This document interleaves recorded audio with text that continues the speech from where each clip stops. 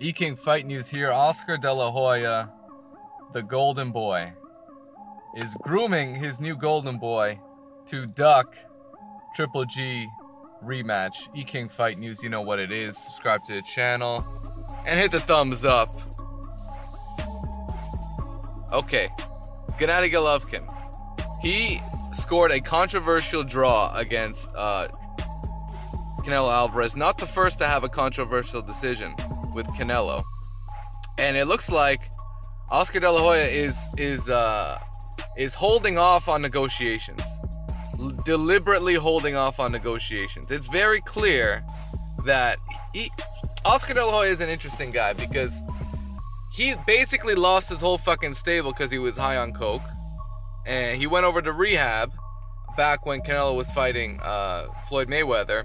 And during that time, Richard Schaefer and Al Heyman basically staged a fucking coup and, you know, just gathered up all those fighters who were signed to Al Heyman and just ensured that they would be free so later on there would be no ties.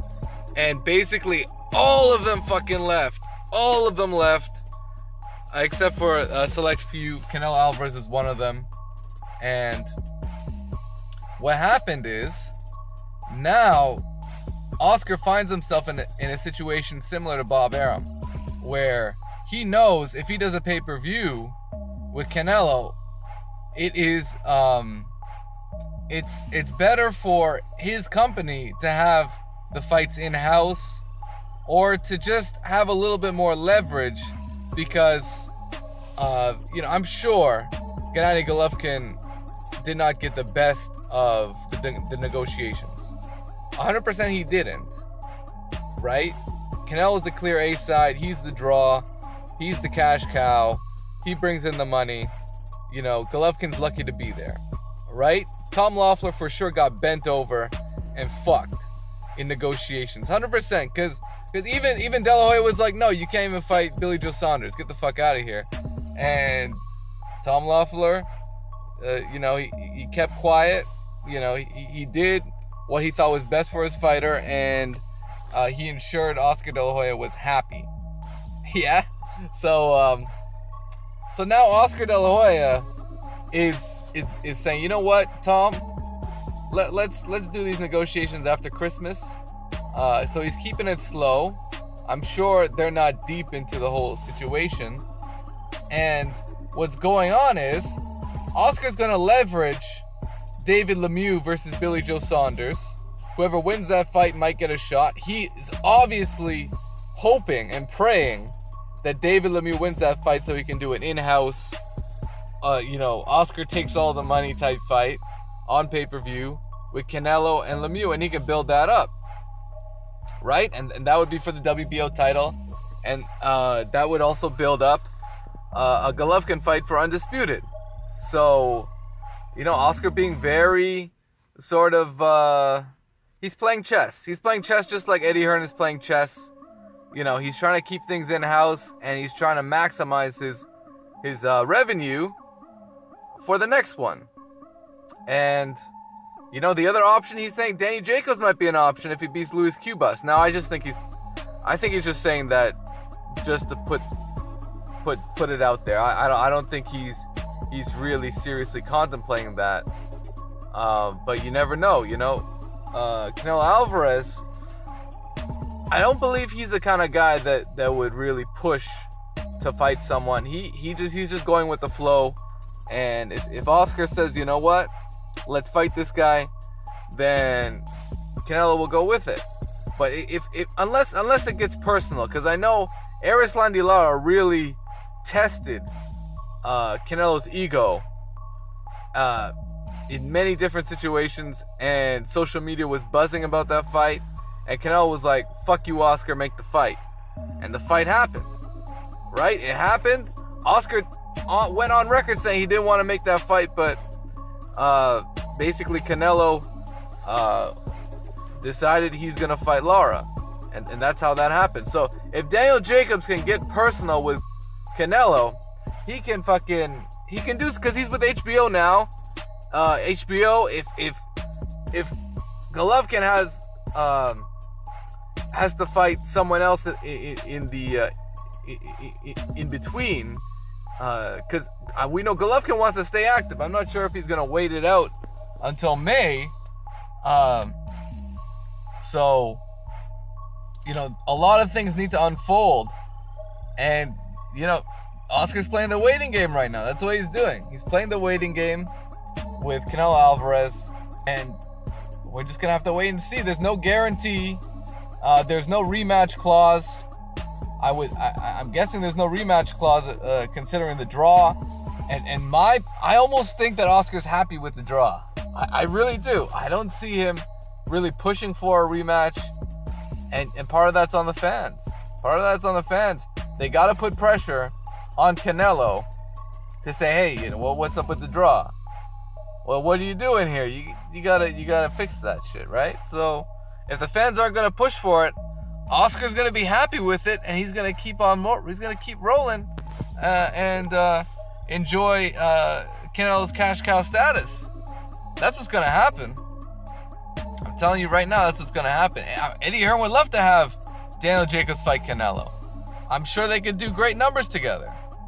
But you know what? I'm not sure Oscar wants that fight. He could say he wants that fight, but we're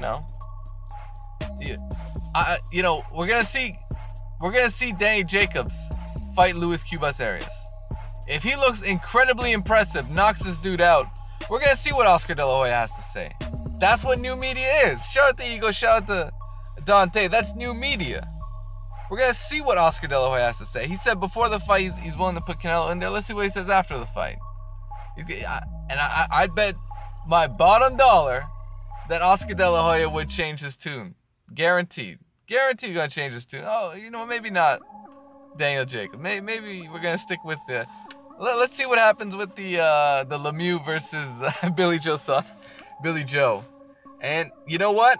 I really think Oscar De La Hoya is gonna target that WBO title, and is gonna try and make the fight through those means. I think he worked with Frank Warren with your boy Liam Smith. I don't know if Liam Smith was Eddie Hearn or Frank Warren. You might want to help me out there. But I think Billy Joe is with Frank Warren, yeah? I think so. So, there you have it, guys. Oscar De La Hoya is basically putting the fuck to Triple G, man. He's screwing Triple G over here. Triple G is sitting there like, big drama show? Where's my big drama show? Where's my rematch? He's waiting on that rematch. I'm sure he loved the fucking paycheck he got to face Canelo. And the other side is Triple G for sure deserves more money because he went in there. He didn't lose his belts. He caught a draw that most people thought he won the fight. So what do you do in that situation? Do you give it to Oscar? Do you let him dictate the terms once again? Or do you fucking grow some balls and hold your own negotiation and ask for a bigger cut? Obviously he deserves a bigger cut. It's not like he lost the fight, right? And the first fight did solid numbers. It takes two to tango. Some of those numbers has to be because Canelo's fighting Triple G. If Canelo fights Lemieux, I'm not expecting the same numbers. I'm not. It may happen. Fucking somehow Canelo versus Chavez pulled $1 million, but the Chavez Jr. has still had a bigger fan base than David Lemieux. I think David Lemieux's fan base is highly overrated. He did terrible numbers. He did the worst possible numbers against Gennady Golovin. The worst. I haven't seen numbers worse than that in my total, just in terms of the way HBO hyped that fight. They really wanted you to buy it, and it didn't happen. It barely broke 100K on Triple G's first pay-per-view. And, shout out to Triple G, he did $1 million with Canelo. So, the right fights at the right time, it goes a long way. And I think the rematch is hot, but it's definitely gonna cool down if you wait till May. De La Hoya is basically, he's screwing him over right now. He's gonna use his leverage, because he's got some leverage here with the WBO title, and we're gonna see what's up. Let me know what you guys think. Eat King Fight News. Subscribe to the channel. Thumbs up the video.